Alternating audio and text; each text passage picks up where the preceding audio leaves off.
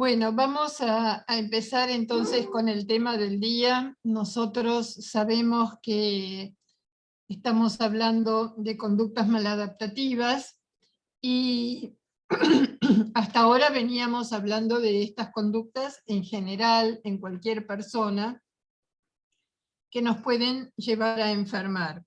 Ahora vamos a hablar hoy de aquellas conductas que nosotros observamos en el consultorio como más frecuentes y que pueden, digamos, ayudar, o sea, colaborar con el cuadro de la enfermedad, y eso sucede a través de que ustedes saben que las emociones que nos llevan a tener determinada conducta se producen por la acción no de un solo neurotransmisor, como puede ser la serotonina, la dopamina, la acetilcolina, sino por lo que algunos suelen llamar sopa de neurotransmisores. O sea, nada en el organismo se altera de a uno, sino que cuando sube un neurotransmisor, todos los otros se reacomodan, y cuando, digamos, se altera otro, se vuelve a reacomodar,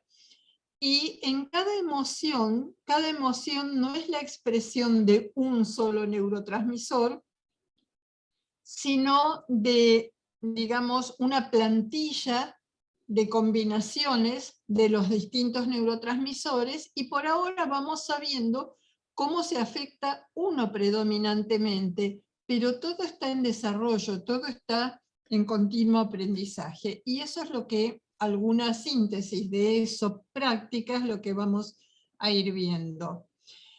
Estas son las conductas así más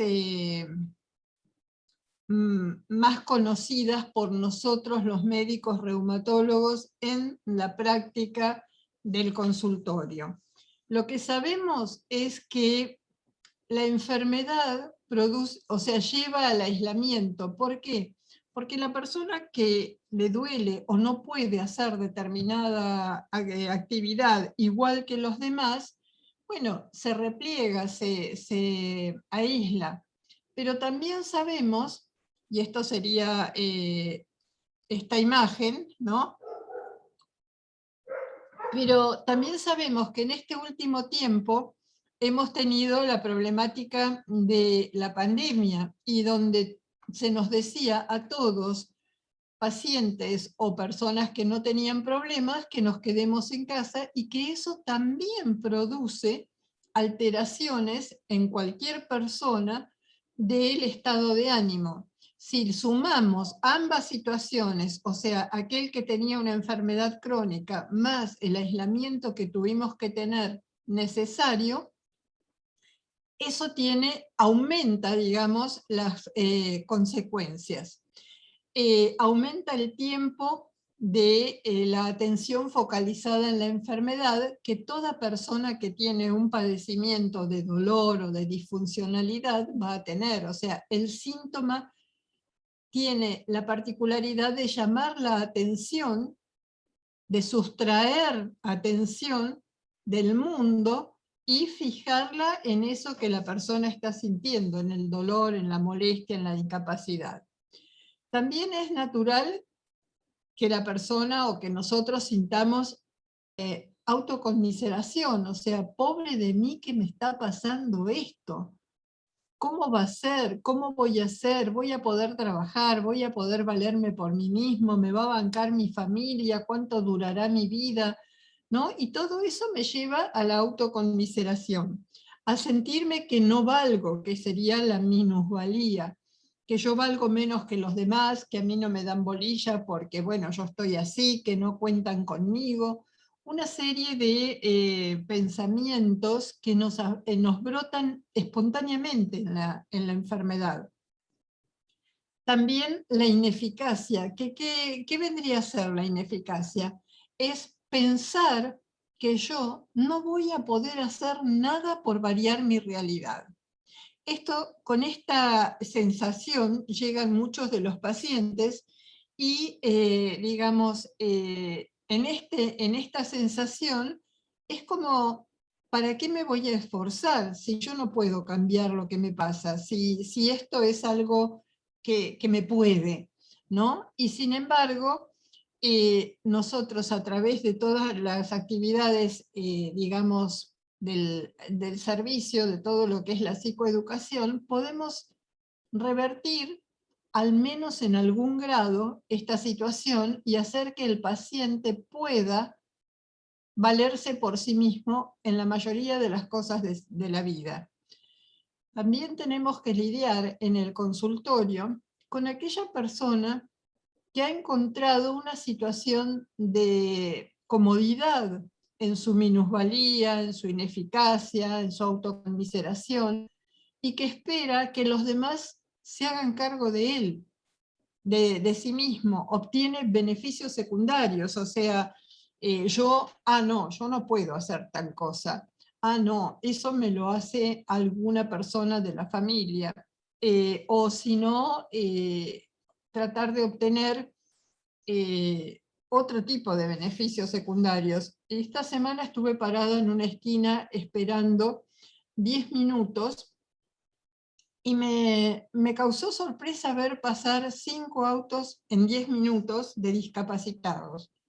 Y yo pensaba en un artículo que había leído que nuestro país debe ser el país que más discapacitados tiene de este tipo en relación a otros.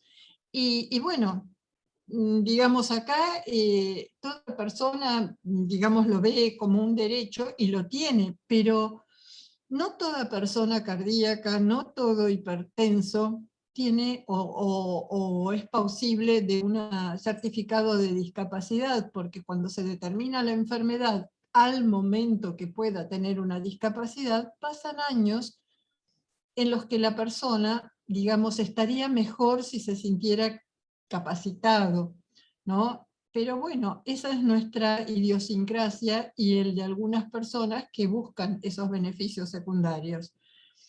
También está el problema de ver que la enfermedad puede producir la interrupción del ciclo vital. Esto es un tema en sí que podríamos hablar y que hay libros escritos, pero muchas veces ustedes ven que personas con, vamos a suponer, una artritis reumatoidea de comienzo juvenil, a los 18, 19 años, es una persona que va a tener, si no es bien tratada y contemplado estos aspectos de psicoeducación, alteraciones en conseguir las metas naturales de la vida, como formar una familia, como tener un trabajo, y eso, digamos, va a afectar también a la enfermedad, o sea, se transforma en un círculo vicioso toda esta situación. Entonces, tenemos un diagnóstico de lupus, tenemos un diagnóstico de artritis reumatoidea, de Sjögren, de fibromialgia, y bueno, por supuesto requieren un tratamiento médico, farmacológico, pero también requieren que se le enseñe al paciente cómo poder vivir con lo que le pasa lo mejor posible, por sí mismo, por su familia y por el entorno que lo rodea, y para que la persona se sienta mejor y tenga menos efectos secundarios del estar enfermo. Y de eso nos ocupamos en estos espacios. Se ha hablado mucho de por qué nos enfermamos. Lo que voy a mostrar acá, bueno, ustedes pueden, cada una de las diapositivas, ustedes pueden buscar ese tema, ponerlo, por qué nos enfermamos en Google, y seguir aprendiendo. No se queden con lo que nosotros damos acá, que es nada más que una puntita del tema.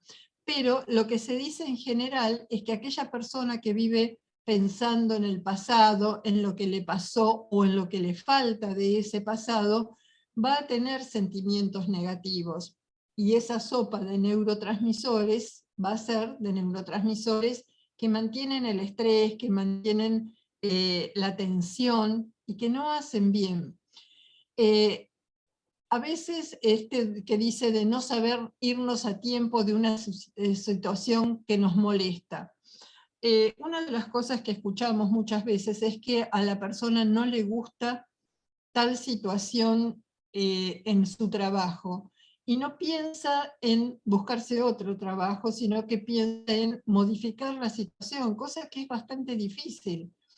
Y uno tiene que pensar cuál es lo que más beneficio me da, o sea, si esto me mantiene en mal estado emocional, ¿me conviene seguir tratando de que cambie la situación allí afuera? ¿O me conviene buscar una situación que sea más acorde con mi manera de pensar y de vivir? Sé que no es fácil en estos momentos, pero la salud es un bien muy preciado. También renunciar a los propios sueños. Esto da también para hablar mucho. ¿Son mis sueños posibles?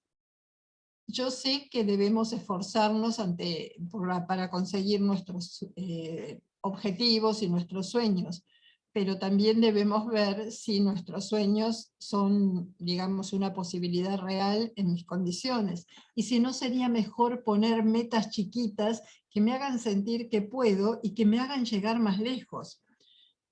Otra cosa que dice acá es reprimir las emociones. Está lleno el mundo de que no me tengo que reprimir. Ahora, si yo por no reprimirme, en medio de una 24 de diciembre, salgo diciendo todo lo que me parece de cada uno de los parientes que tengo sentados alrededor, bueno, lo que se va a ocasionar no va a ser bueno tampoco. No me reprimí, pero las consecuencias de no haberme reprimido me van a traer otros problemas. Entonces, no hay que reprimirse, pero hay que saber cuándo y cómo poder expresar las emociones. Otra cosa que dice es no guardar rencor y no perdonar.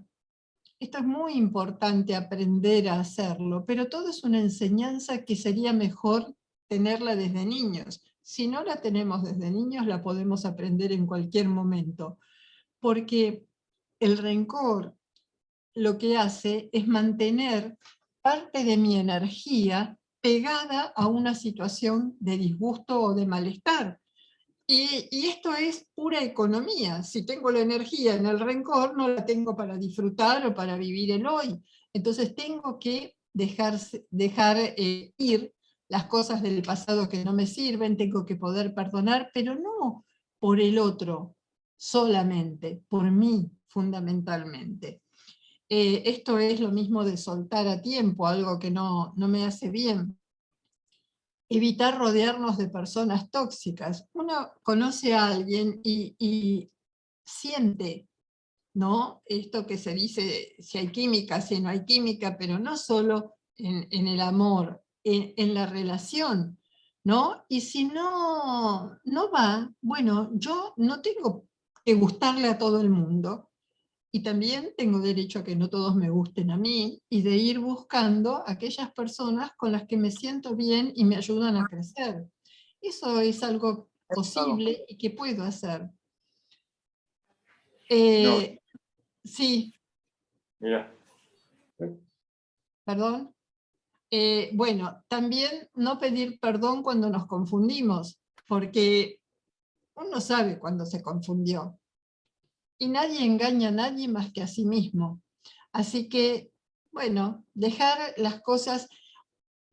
Una manera de decirlo es poder irse a dormir todas las noches con las cuentas al día de las emociones y de las relaciones, porque de eso depende mi salud y también mi sueño de dormir, además de los otros sueños. Bueno, a mí me gustó cuando estaba armando esto, me inventé una palabra. Dice, o sea, todos hablamos de que manuscrito es aquello que dejamos escrito con la mano, manuscrito.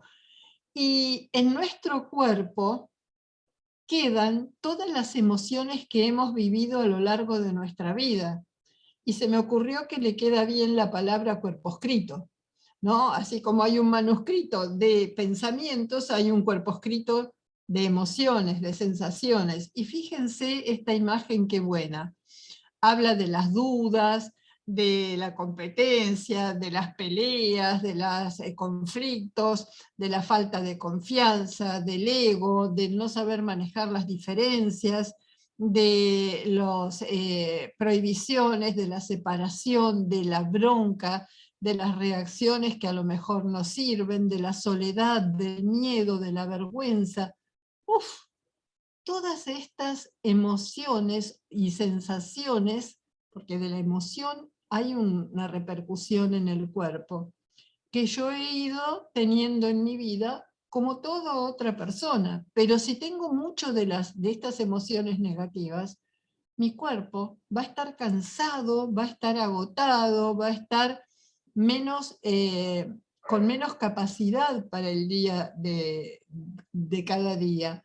Y esto es lo que el médico dice, bueno, usted lo tiene en la mente, el problema lo tiene en la mente y que el paciente se enoja. Pero de cómo saber vivir depende nuestra salud. Y todas estas emociones, si son, digamos, habituales y permanentes y sostenidas en el tiempo, enferman a cualquiera. Y eso no es un pecado, no es algo que está mal, es algo que no aprendí. Y que por suerte, hoy día, a la edad que sea, puedo aprender. Si yo en lugar de ponerme en la posición de víctima o en lugar de ponerme en la posición de que esto no tiene solución y me ha pasado, bueno, me puedo poner en la posición de aprendiz de que, bueno, a lo mejor yo no sé manejar tal cosa. A ver, ¿de qué otra manera se puede aprender? Tal vez haya una posibilidad de salida. Si yo al paciente que tiene las consecuencias en el cuerpo de toda esta manera de ser, lo patologizo, o sea, lo vuelvo psiquiátrico, no va a haber salida, va a haber medicación y, y el paciente puede aprender. Lógico, el que tiene toda esta mezcla de sensaciones y emociones, y va a tener alguna, digamos, alguna consecuencia, algún resto de haber sido o no haber sabido cómo manejar mejor las situaciones, pero puede mejorar su día a día, puede vivir diferente a partir de hoy, tenga enfermedad o no tenga. Y de eso se trata la psicoeducación. Y eso, lo que sabemos en los estudios que hay, que mejora hasta 40% el resultado de los tratamientos farmacológicos. Entonces, bien vale la pena ocuparse. ¿Cuáles son los mecanismos que aumentan el riesgo de enfermar? Que siempre yo responda de la misma manera. Si alguien dice tal cosa, me ofendo, me enojo, no puede ser. Eso es verlo desde un solo punto de vista. A lo mejor si yo aprendo que se puede ver la misma situación desde otros puntos de vista, reacciono menos y por lo tanto, como dice ese refrán, el veneno corroe el envase, segrego menos veneno, que serían neurotransmisores negativos, y voy a estar mejor. Reglas rígidas, esto es así y de ninguna otra manera posible. No, no. Si nosotros miramos el mundo, hay tantas maneras posibles de vivir, como culturas, como civilizaciones, como etnias, y bueno, todas sirven, todas son buenas. A lo mejor tengo cosas para aprender de cada una de ellas. Es darme la posibilidad de hacerlo, lo que me va a permitir crecer y elaborar mis cosas. Equilibrio dentro de límites estrechamente definidos, o sea, solo está bien entre este límite y este límite, todo lo demás está mal. Entonces, si está mal, voy a reaccionar. En cambio, si yo no lo veo mal, sino que lo veo diferente y posible, bajo la cantidad de cosas con las que voy a reaccionar. Yo estaba parada, parece que ando por las esquinas, porque estaba parada esta semana en otra esquina, y escucho, iba a cruzar la calle, escucho distinta gente hablando, incluso unos hablaban chino, otra gente no sé por qué, francés, y otros eran centroamericanos, y yo decía, ¿cómo está cambiando, ¿no?, la fisonomía de nuestra sociedad? Y si nosotros podemos ver a todas estas personas como aportes, vamos a poder convivir con ellos mejor y a reaccionar menos en nuestro interior. Bueno, eso es crecimiento. El mundo está integrando las distintas sociedades y bueno, hay que poder hacerlo poniendo reglas claras para todos, pero que nos permita convivir bien y dando lugar a todo el mundo. Comparación, vemos otro aspecto, comparaciones que llevan al uso inadecuado de la propia energía. El mismo ejemplo, si yo me enojo porque este es mi país y todos acá están viniendo a ubicarse, bueno, no es una solución y es algo que me perjudica. Sí puedo decir, en este país vivimos de esta manera y esperamos que ustedes se adapten. Pero eso es un modo conciliador y posible. Lo otro es un modo que al ser combativo finalmente me hace mal. Patrones, lo siguiente, patrones de percepción y actitudes y comportamientos infantiles. Bueno, uno ve a un niño de 4 o 5 años, el berrinche que se manda cuando algo no le gusta. Si yo sigo haciendo lo mismo, a los 40, 50, el perjudicado soy yo. Juicios rápidos y negativos. Ah, esto está mal. Todos los de tal procedencia son malas personas, no me gustan. Bueno, no sé, no todas las personas de una sola procedencia son iguales. ¿Por qué mejor no considerarlos de a uno para ver cómo es y darle una oportunidad? Bueno, todas estas maneras de ser y de pensar y de reaccionar van a constituir un circuito reverberante en mi secreción interna que va a hacer que a la larga me produzca un déficit, una enfermedad, una alteración. O sea, alter, que no sea yo mismo, alter es otro, ¿no? Una alteración es que yo deje de ser mí mismo para ser una persona enferma, ¿no? Y eso, digamos, al que le resta más oportunidades es a mí mismo. ¿Y de qué depende que un evento sea percibido como alterador o estresor o no? De todo lo que hemos visto en lo que va del año, ¿no? O sea, de cómo estamos constituidos, el aprendizaje que hemos tenido para poder aceptar lo diferente, de los recursos internos, que son lo que hemos aprendido y lo que traemos, de los recursos sociales. Una persona que está bien alimentada, que está integrada en un grupo, que es reconocida, va a reaccionar mejor, va a tener mejores oportunidades. Y también la exposición a una determinada situación, que puede ser el virus que nos anda rondando, o que puede ser una situación laboral que no me gusta, o de pareja, o familiar. Todo eso puede constituir algo que altere mi equilibrio. Al alterar mi equilibrio, los neurotransmisores varían, ¿no? Y tenemos los principales, dopamina, serotonina, noradrenalina, acetilcolina, que al variar van a producir alteraciones en mi conducta. Entonces todo es un círculo, no hay que solo estoy afectado porque tengo la serotonina baja. ¿Y por qué tiene uno la serotonina baja? ¿Y cómo influye eso en la enfermedad o en el síntoma? O sea, es un continuum, ¿no? Entonces, darle solo algo para que suba la serotonina es bárbaro, pero si la persona no cambia de hábito o de modo de procesar las cosas, bueno, seguirá alimentando ese circuito. Entonces, esto es de lo que nos ocupamos. Si no logramos mejorar esta situación, con el tiempo podemos enfermar. Entonces, en realidad la mayor prevención de la enfermedad es la educación. La ignorancia es el peor motivo por el cual enfermamos, porque pasarnos cosas nos van a pasar siempre. Pero cuando yo hablo de educación, no hablo de matemáticas, ni de lengua, ni de geografía.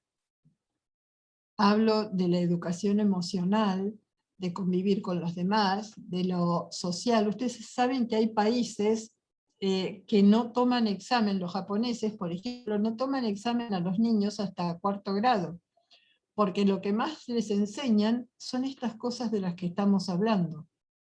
Bueno, eso les permite vivir tantos millones de personas en una isla tan pequeña, pero también tener una cultura en la cual cada uno forma parte de esa cultura. Nosotros andamos muy despegados de nuestro entorno, y eso no es bueno. Bueno, paso. De lo que hablamos aquí habitualmente es de lo que es la psicoeducación o la alfabetización emocional. No lo podemos hacer de manera, digamos, práctica, porque esto no es un grupo terapéutico en el que alguien cuenta un problema y todos tratamos de ver cómo puede solucionarlo. Esto es eso, poner diferentes opciones, diferentes plantillas, enseñar que lo que nos pasa es absolutamente humano y natural, para que cada uno lo vaya pensando y en caso de él mismo encontrar que podría beneficiarse de una ayuda profesional o de una ayuda de un grupo, de un club o de la socialización, que pueda tomar la determinación de hacerlo, además de hacer el tratamiento médico. Entonces, ¿qué enseñamos? Todo lo que estamos hablando es amplitud de pensamiento. Salir de mi propio lugar, de mi zona de confort, y ver que a lo mejor la otra zona también puede ser cómoda. No necesariamente es una amenaza. De poder analizar las cosas con más profundidad. ¿Qué quiere decir? ¿Pienso solo en mí? ¿Pienso solo en lo que me parece, me gusta o no me gusta? ¿O pienso que bueno, al otro también le gusta, no le gusta o le parece? ¿Cómo hacemos para poder estar juntos en este mundo, en esta familia, siendo como somos cada uno diferente? Eso es ir un poco más profundo, un poco más a lo posible.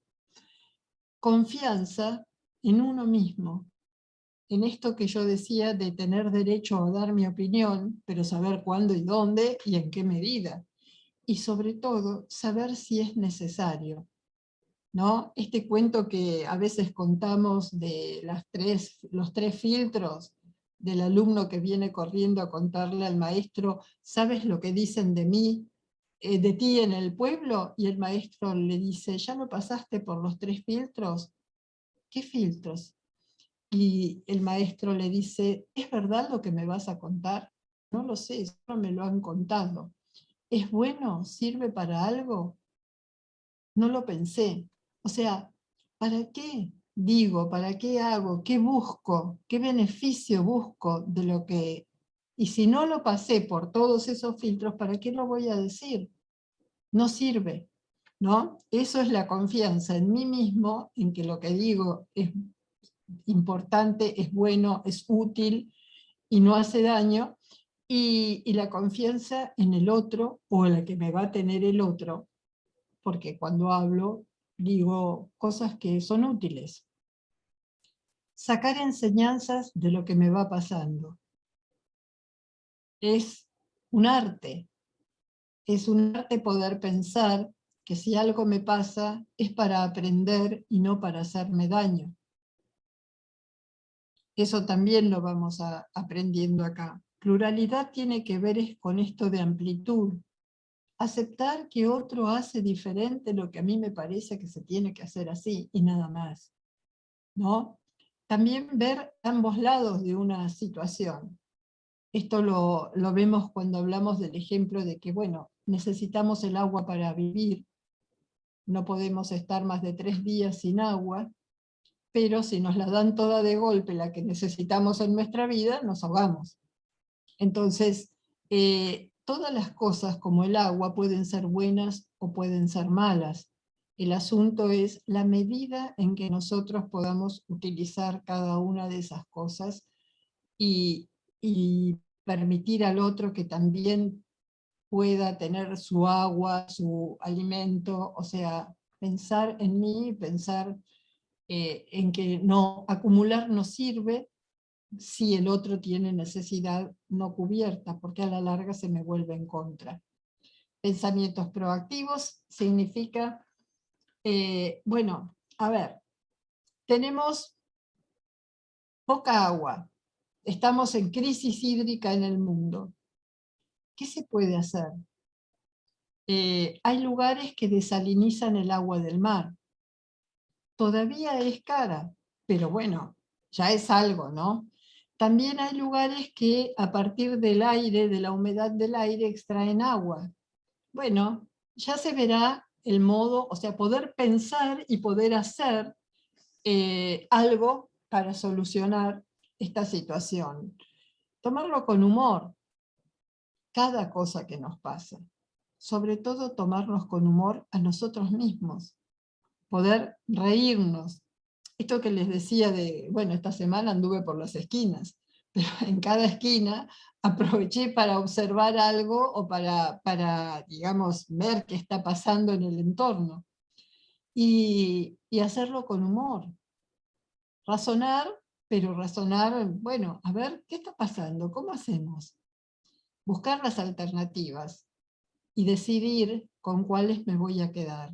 De todo esto es de lo que nosotros hablamos durante todo el año y en especial lo vamos refiriendo a aquella persona que a raíz de que tiene un determinado síntoma o una determinada problemática, puede no estar usando estos aspectos en forma adecuada.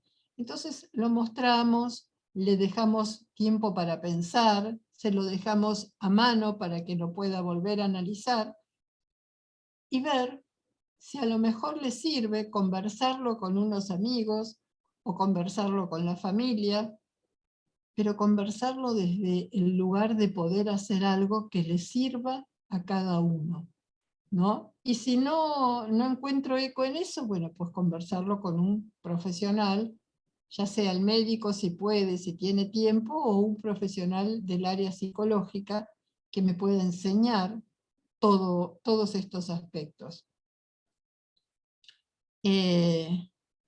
Vamos a seguir con la siguiente. Hay una asociación que es la Cruz Roja Americana, que ahora saca, en base a toda la cantidad de población hispanoparlante, saca avisos en español, que dice Consejo de Salud Mental.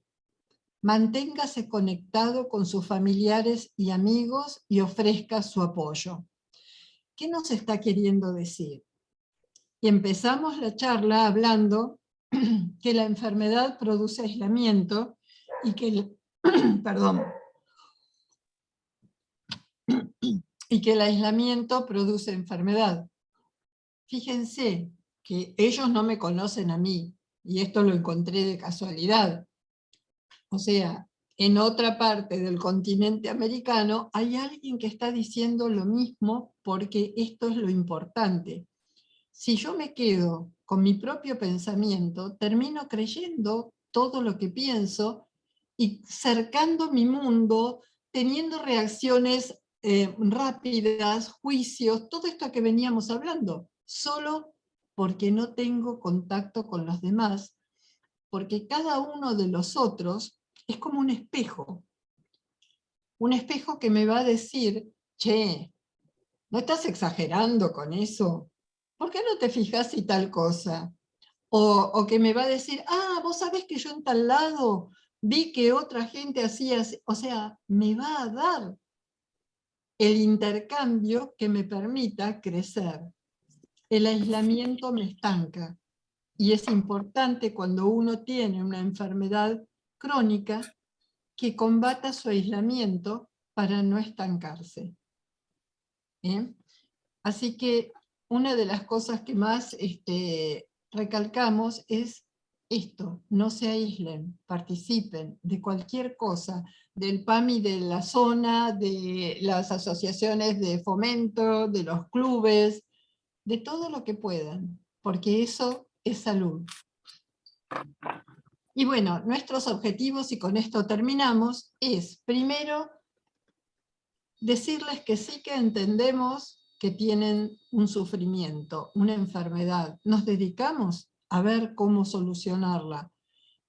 Podemos entender. A veces no tenemos el tiempo que ustedes precisan. Y en esto siento como la relación de los padres y los hijos. Los hijos siempre van a pedir más y los padres hacen lo que pueden. Bueno, en la relación médico-paciente también pasa eso. El paciente siempre va a necesitar más de lo que el médico puede dar. Por eso creamos estos espacios en los que podamos hablar de estas cosas y poder sincerar lo que nos pasa como relación.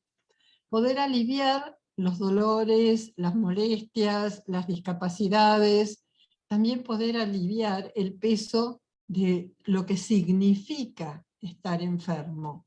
Sostener a través del tiempo al paciente. Los médicos reumatólogos tenemos pacientes de 20 años, de 20 y pico de años, porque bueno, convivimos con la enfermedad crónica. Poder enseñarle al paciente, esclarecerlo, contarle que lo que le está pasando, bueno, no es lindo, pero es lo que pasa en estas situaciones y vamos a ver cómo lo encaramos. Educar, ¿qué es esto que estamos haciendo? Tratar de mostrarle y de normalizar lo que le pasa para que no esté asustado, para que sepa cómo manejarlo. Tratar de llevar al paciente de la dependencia a la mutua cooperación con su entorno, con sus familiares, con el médico mismo. Llevar al paciente de la impotencia a la rehabilitación. La charla o la actividad que tienen a continuación de esto forma parte de una rehabilitación posible del paciente con alteraciones del sistema musculoesquelético, como es el tai chi, el qigong. Concientizar al paciente de los hábitos previos que no le sirven. Por ejemplo, muchos de los pacientes, por dolor y temor a no dormir, se acuestan o se tratan de dormir a la 1 o 2 de la mañana. Y eso no es bueno, porque las hormonas que reparan el organismo se secretan en la primera mitad de la noche. Así que si no se va a dormir cuando esas hormonas están liberándose, como la hormona del crecimiento, el factor insulina-like, bueno, no va a tener la reparación necesaria. Aceptar la realidad. Esto es algo difícil para el ser humano. Siempre está, el ser humano es un ser faltante, siempre le falta algo, no importa lo que tenga. Quiere más, no solo de dinero, no estamos hablando de dinero, de situaciones, de afectos, de reconocimiento. Y bueno, hay que ganarlos, hay que buscarlos, hay que estar en la situación de poder recibirlos. Por eso decimos esto de la Cruz Roja: esté con la gente, si quiere, algo de lo que la gente le puede brindar, y trate de estar en situación de que se lo puedan dar. Y por último, elaborar proyectos posibles y realistas. ¿De esto de qué se trata? Si yo digo, bueno, a ver, tengo 10 macetas grandes, y si las quiero hacer todas juntas hoy, mañana me voy a sentir mal. Bueno, entonces voy a hacer las 10 macetas en 5 días de la semana, 2 cada día. Y cuando me siento que, bueno, ahora puedo seguir con la tercera, no, tengo que regular mi energía, tengo que poder ponerme contenta de haber hecho bien 2, y dejar el resto organizado para hacerlo al día siguiente. Eso es parte de hacer una meta posible con cosas sencillas de todos los días. Y bueno, de eso se trata nuestra actividad en este espacio y de las posibilidades que ofrecemos de que puedan pensar estas cosas y ver si alguna de ellas les sirve o cómo ustedes pueden instrumentar lo que brindamos para hacerse una mejor calidad de vida. Bueno, muchas gracias. Lo voy a dejar a Norberto hoy con la charla y dejo de compartir la pantalla y de paso quiero felicitarlo a Norberto. Todos lo están felicitando porque parece que tenemos una nietita nueva, ¿no? Él nos va a contar ahora y la verdad que son momentos felices de la vida.